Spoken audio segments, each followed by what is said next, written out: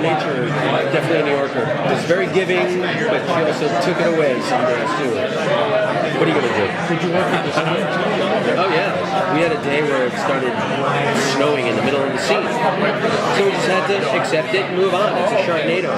You know, we get to write our own rules. It's a Sharknado. It's a crazy weather storm. All right, it's snowing, and on the other side of the train tracks, it's sunny. So it's crazy. What's interesting is this time you did some different kills. You did some different moves with the chainsaw that you Yeah, well, I had trust.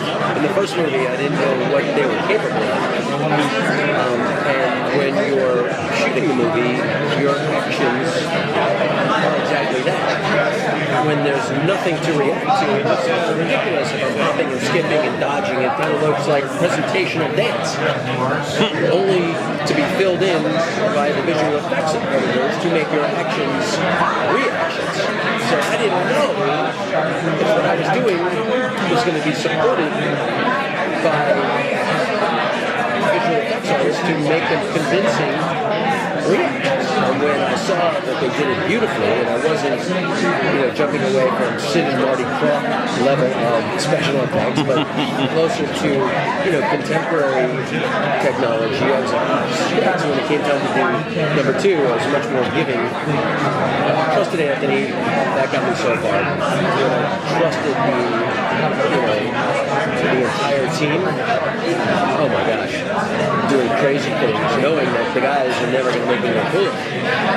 They're behind the movie too. They want Finn to be as heroic and strong as possible. So every kill, every save, every opportunity to build Finn up to this action hero, they did. But I can assure you, on the day when I was doing these things, as soon as I'd be doing whatever it was, I would have a good giggle. I'm like, you guys better put a huge shark right now, but otherwise I'm going to have a big egg on my face. What was it like as an actor to watch the movie that you've been in become a cultural phenomenon?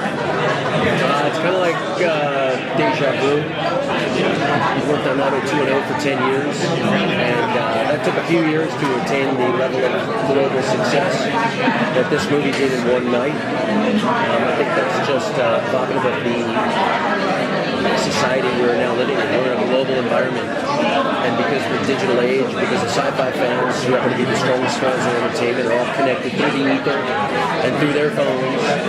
Well, when someone here digs something, well, they're like-minded, so they like it in Asia and in Europe and South America and Canada. And so all of a sudden there's huge anticipation for this movie.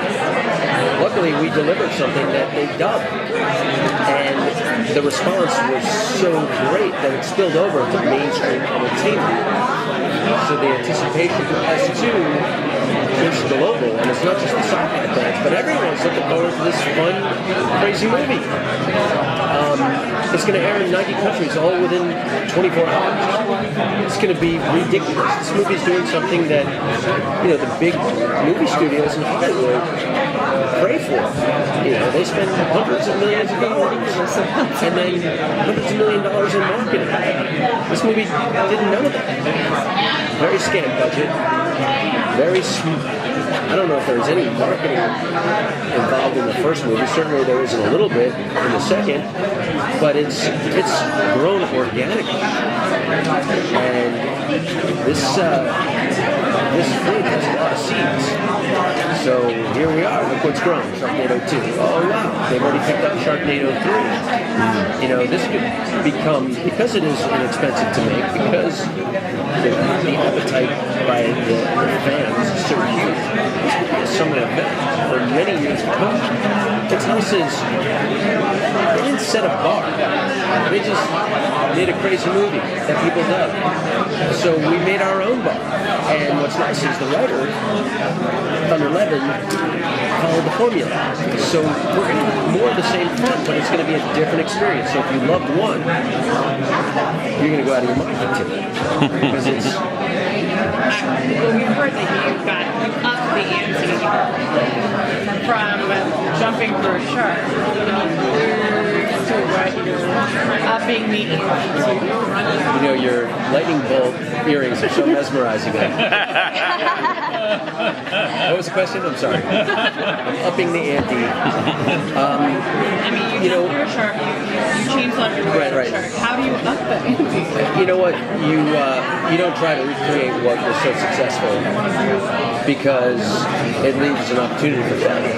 What Thunder so brilliantly has done, has done is create other OMG moments, other iconic visual scenarios that I'm not sure what's going to be the takeaway then from this. So your character gets to experience roughly the same natural disaster of Sharknado in two very different places, different circumstances. In your experience, which, LA or New York, do you think is a better place to be stuck if you are in a natural disaster to have the best chances of making it out? You're asking me a realistic question about